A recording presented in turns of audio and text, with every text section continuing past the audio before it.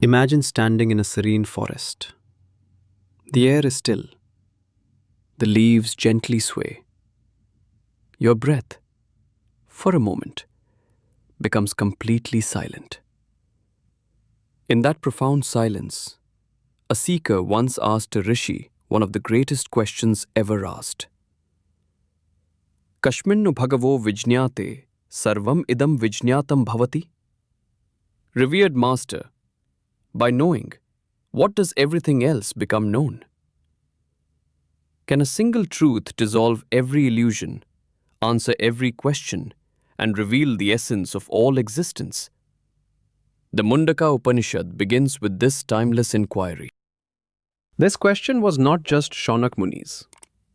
The same question burns like a slow fire within modern man. Man has read much: science, history, religion, psychology, and searched countless pieces of information in the boundless ocean of the internet. But has the emptiness within been filled? Perhaps you too have experienced this feeling. A desire to know much, a hunger to learn much, but in the end, within, the same silence, the same emptiness, the same unanswered question. Who am I? And what I am learning, was that truly what I was searching for? The Mundaka Upanishad grasps the root of this deep curiosity. It says, knowledge is of two kinds, one that gives the clamor of the outside, and one that touches the silence within. The first explains the world to you. The second introduces you to yourself. And the Upanishad also says, the seeker must cross 3 doors to attain Brahman. 3 mysterious paths, 3 inner transformations, 3 such silent moments where the seeker for the first time glimpses their true nature. These 3 paths are not ordinary. These paths do not open merely by thinking. These paths lighten life, calm the mind, and reveal the soul. By the end of today's video, you will not only know these 3 paths, but also begin to experience which of them is your path. And now, let's move to the first stage of this journey, where questions arise and the seeker turns inward. The Mundaka Upanishad is a gem of the Atharva Ved. It is not merely a spiritual book, but an inner laboratory where the seeker must delve within themselves. This Upanishad has only 2 characters, Shaunak Muni and Maharishi Angiras. But their dialogue contains the deepest philosophical questions of the world. Shaunak Muni was no ordinary seeker. He was a Vedic Acharya, wealthy, influential, and learned. But a question constantly burned within him. I know a lot, but have I known that, by knowing which everything is known? This question was the center of his quest. This inner anguish led him to the ashram of Maharishi Angiras. The tranquility of the forest, the dignity of the fire, and the sanctity of the atmosphere made that moment even more profound. When a seeker approaches a guru with the right question, that very moment becomes the true beginning of their journey.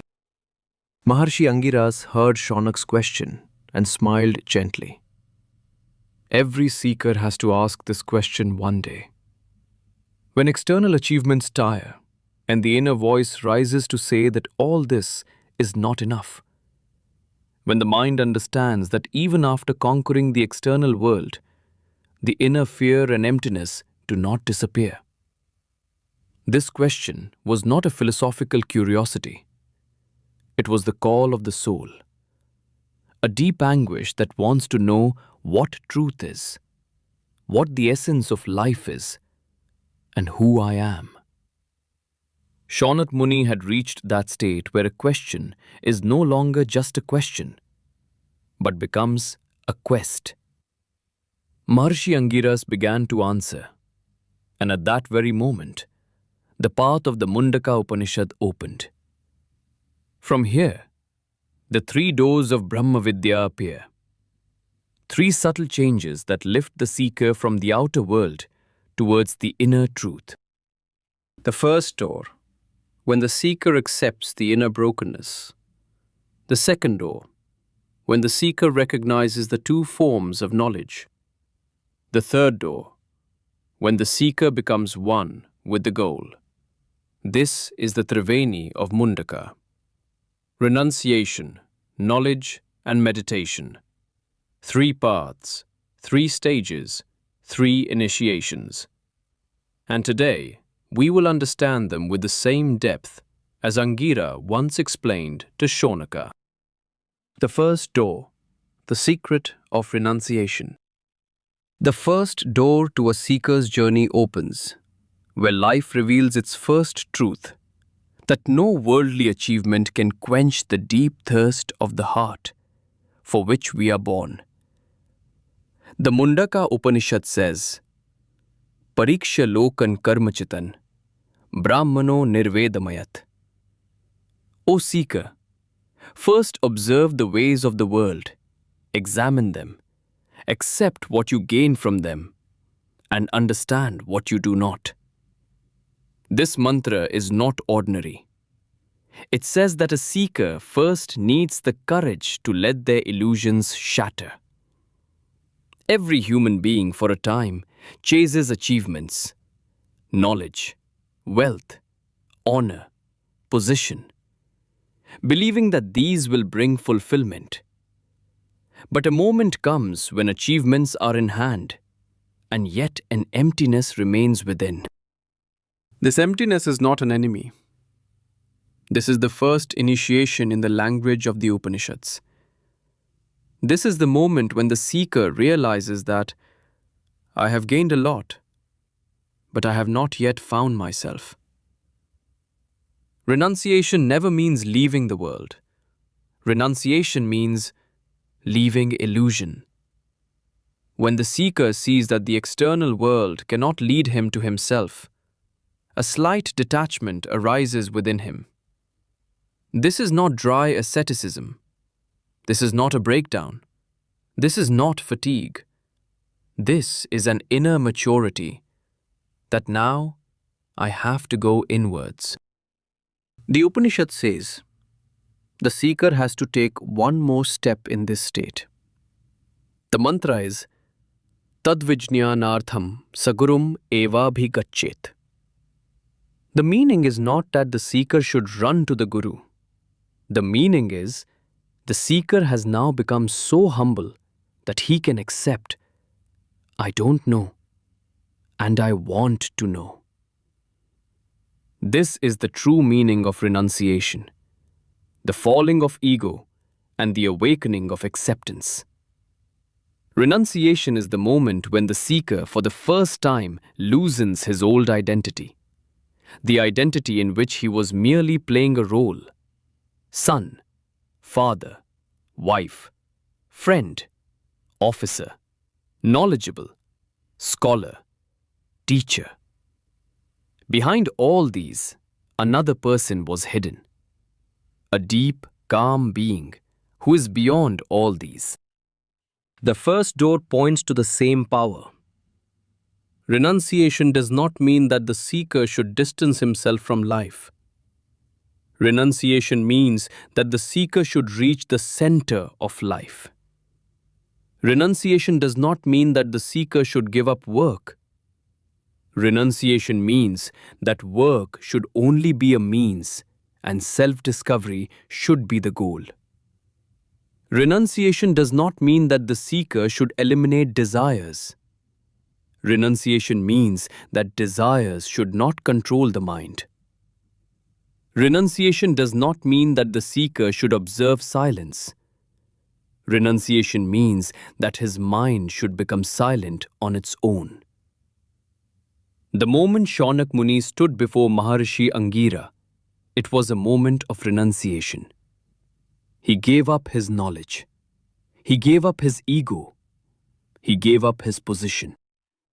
Because when the mind is not empty, truth cannot enter it.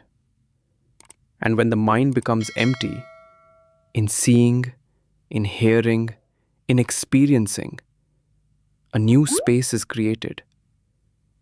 The door of renunciation opens at this point. And when this door opens, then the seeker sees life with new eyes. He understands that there are two worlds, inside and outside. The inner world controls the outer, but the outer world cannot touch the inner. And from here begins the second door of knowledge. The second door, the secret of knowledge. In the first stage, the seeker understood that external achievements cannot become an inner quest. Now a new curiosity awakens within him. If worldly knowledge is not enough, then what is that knowledge upon attaining which the essence of life unfolds? Maharishi Angiras smiles and says, Dve vidye veditavye, paracha paracha. There are two forms of knowledge. One is Aparavidya, which shows the outside. One is Paravidya, which reveals the inside. The seeker is initially startled, because until now, he had believed that knowledge is what is in books, in classrooms, in scriptures, or in logic. Maharishi Angiras says, no seeker, Aparavidya is that which expands the mind. Vedas, grammar, mathematics, logic, astrology, history, philosophy, science, all are Aparavidya. This is the knowledge to understand the world. But Paravidya, that is not a subject. That is not a book. That is not a theory. Paravidya is that yaya tadaksharam adhigamyate, by which the imperishable Brahman is realized. This knowledge does not fill the mind. This knowledge takes the mind beyond. Maharishi Angiras now reveals a wonderful metaphor, a metaphor in which the essence of the entire Upanishad is hidden. They say, seeker, listen. Dva suparna sayuja sakhaya, samanam vriksham parishasvajate. Two birds are sitting on a huge tree. Both are together, both are close, and are perched on the same branch. The first bird eats the fruit of the tree. Sweet or bitter, it tastes every flavor. This is the Jivatma, individual soul, which experiences joy and sorrow, hope and despair, fear and happiness, all these. The second bird eats nothing. It is calm, radiant, and only watches. It neither gets entangled in the fruit, nor bound by the taste. This is the Paramatma, Supreme Soul, the witness, the absolute, the unattached. And the Upanishad says, these two are you. There are two persons within you. One who grasps every experience, and one who remains untouched, even while seeing everything. One who laughs, one who just watches. One who suffers, and one who remains a witness. This realization is the beginning of Paravidya, higher knowledge. That I am not just the experience, I am also the one who observes the experiences. This opens the second door of knowledge, that in life, much more is unseen than what is visible. And that unseen, sitting within, is the radiant witness.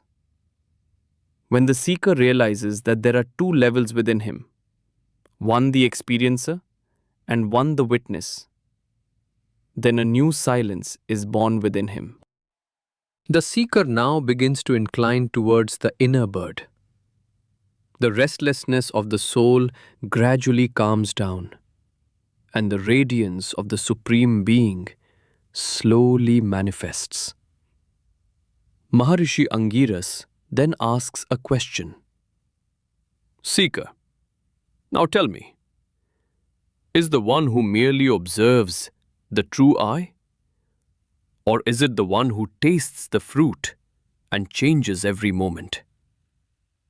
The seeker falls silent, because this question cannot merely be thought about. It has to be experienced. That is why the Upanishads do not consider knowledge to be a thing of the mind. Knowledge, beyond the mind, is a direct experience. And this experience is only possible when the seeker moves away from the surface of the mind and reaches the inner silence. But before that, if this second door is touching you deeply, then tell us in the comments which experience of your life you recognized in this metaphor of the two birds. This dialogue will deepen your inner journey.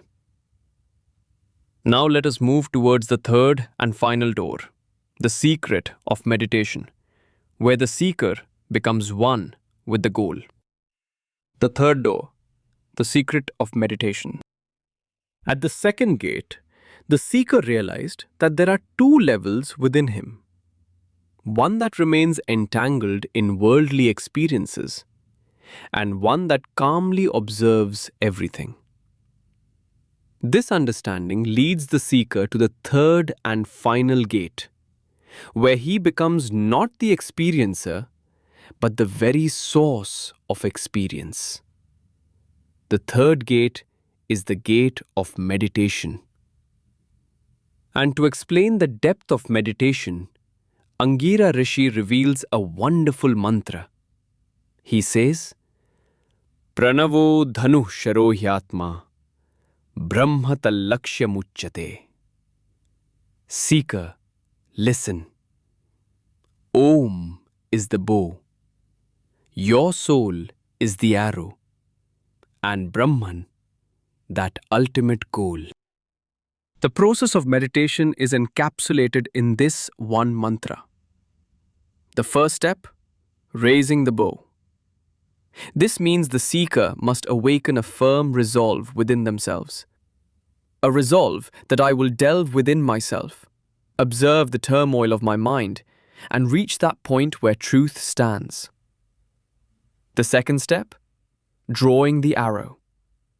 This means bringing one's consciousness into a single direction. Thoughts loosen the arrow. Desires drop the arrow.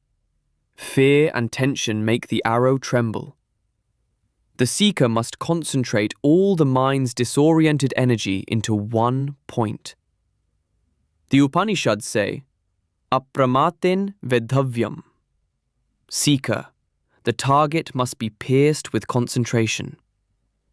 Apramata, meaning no laziness, no carelessness, no deviation. This awareness in meditation is the most important, because the mind often distracts from within during practice. It says, not today, tomorrow, a little longer. This is difficult. This is not my path. The Upanishads say, this is the trick of the mind. The seeker has to recognize this trick. The third stage, piercing the target. This is not an external target. This target is the subtlest center of your own consciousness. That point where thoughts stop, where memories lose their power as they approach, and where the witness sees itself. The Upanishads say, Sharvat tanmayo bhavet. The seeker must become one with the goal. Just as an arrow merges with its target, so too meditation dissolves the seeker into the Brahman existence. The true meaning of meditation is this: the dissolution of the mind. Not the calming of thoughts, but the very basis of thought becoming calm. Not the end of desires, but the gradual melting of the root of desires. Not the stability of the body, but the stability of the mind. And when the mind becomes stable, the seeker for the first time sees their true power, consciousness, light, silence, and a deep inner presence. This experience of meditation is the most sacred moment for any seeker. This moment reveals that what I was searching for in the world was all within me. The light that appears outside emanates from the sun within me. Angira Rishi describes meditation not merely as a technique, but as a complete self-surrender. Meditation is not a method to calm the mind. It is an initiation into recognizing one's true nature. When the seeker realizes that their mind is a tool, not its master, then meditation becomes effortless. And when meditation becomes effortless, the light of Brahman begins to appear in the breath, in the heart, and in the silence of the mind. This third gate is the most sacred stage, because it is here that the seeker recognizes the same silent bird hidden within himself, which was described in the mantra of the second Mundaka. This is the point where the Jiv, individual soul, is slowly drawn towards the Paramatma, Supreme Soul. And ultimately, the experience of oneness occurs. Crossing this gate, the seeker understands that meditation is not a practice. Meditation is the recognition of one's true nature. If this secret of meditation is igniting a small flame within you, then preserve this remembrance. Today, sit in silence for a few moments. Take 3 deep breaths and see if any light is stirring within. Now let us move towards the ultimate truth of this entire journey. Coordination of the 3 doors. The 3 doors, renunciation, knowledge, and meditation, are not separate paths. They are 3 stages of the seeker's inner journey that, like a single river, eventually merge into the ocean. The first door loosens the grip of the ego. The second door reveals the inner witness. The third door dissolves the witness into the truth of Brahman. Therefore, the Upanishads declare, Nayamatma pravachanena labhya. The self is not attained merely through discourse, not through scholarship, not through intellect, not through the accumulation of scriptural learning. The self is realized only when the seeker abandons the ego. This is the first door. When the seeker recognizes the 2 birds within, this is the second door. And when the seeker becomes completely still and merges into the silence of Brahman, this is the third door. The coordination of these 3 becomes the light of Brahma Vidya. Without renunciation, the seeker's mind cannot be purified. Without knowledge, the seeker cannot find direction. And without meditation, the seeker cannot become one with the goal. To understand all 3 together and to live all 3 together is completeness in the language of the Upanishads. Now let's take the seeker's journey a little further inward.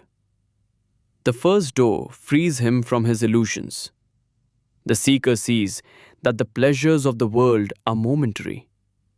There is no permanence in them. This truth turns his heart inward. The second door shows him that there are 2 levels within, one that acts and one that is a witness. When the seeker sees the witness, he understands that he is not a being entangled in experiences, but a witness to experiences.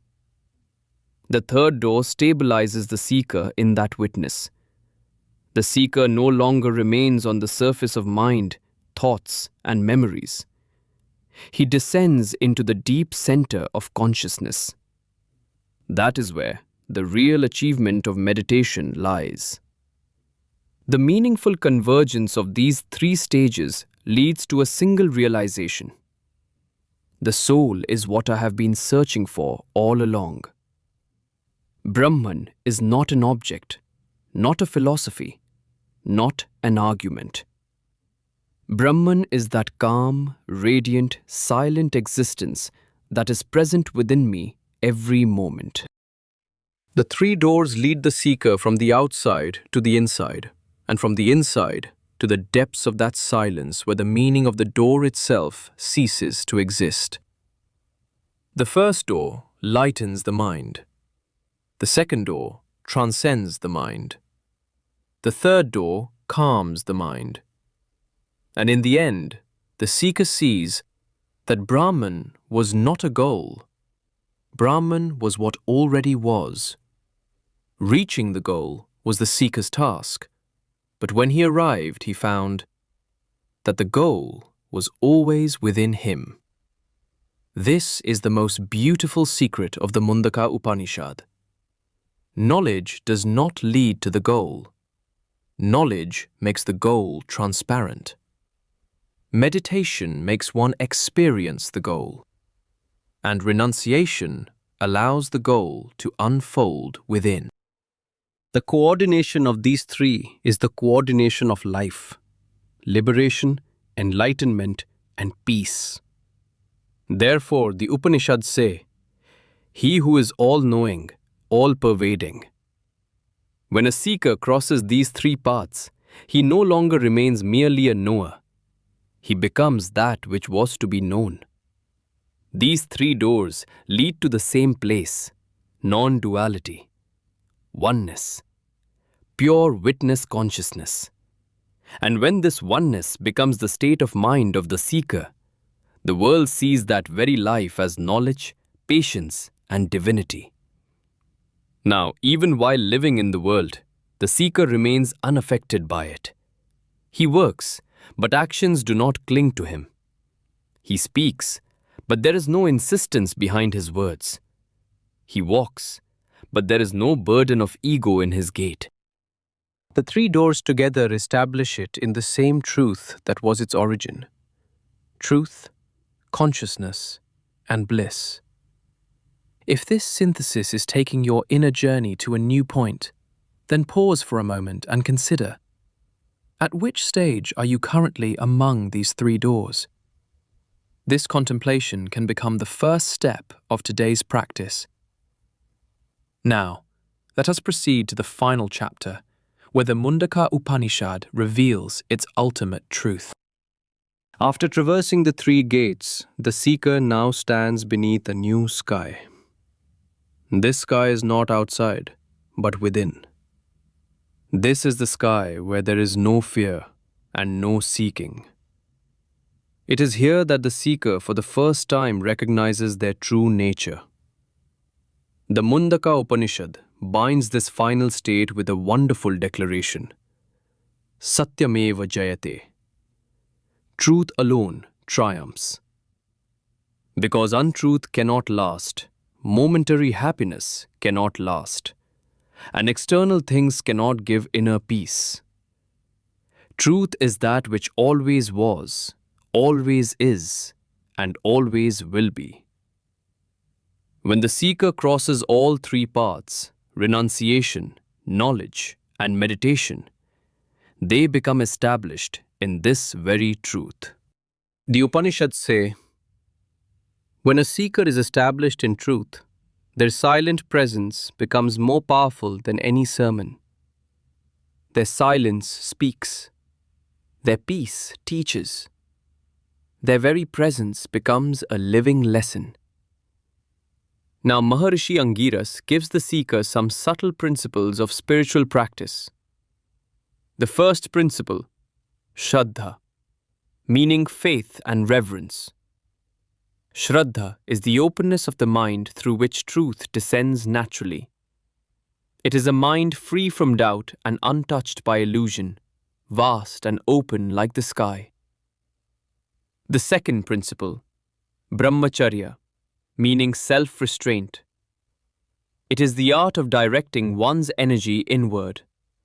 Instead of being scattered by desires, the seeker gathers the light of awareness into a single point. The third principle, Tap, meaning disciplined spiritual practice. Tap is not harsh austerity. It is the discipline of returning within day after day through silence, spiritual practice, and the constant remembrance of one's true self. The fourth principle, truth. Truth is not merely words. Truth is that inner honesty where the seeker does not run away from their own weaknesses, but faces them directly, understands them, and slowly overcomes them. Truth is that light which gently dispels the darkness within. The fifth principle, peace. Peace is not something to be sought outside. Peace is that inner light which manifests when the seeker becomes stable in their own presence. When the waves of the mind calm down and an unhindered silence is born within, that is the true nature of peace. Upon integrating these principles into daily life, the Upanishads say, the seeker, even while living in the world, remains unaffected by it. They perform actions, but do not get entangled in their results. They maintain relationships, but remain inwardly free.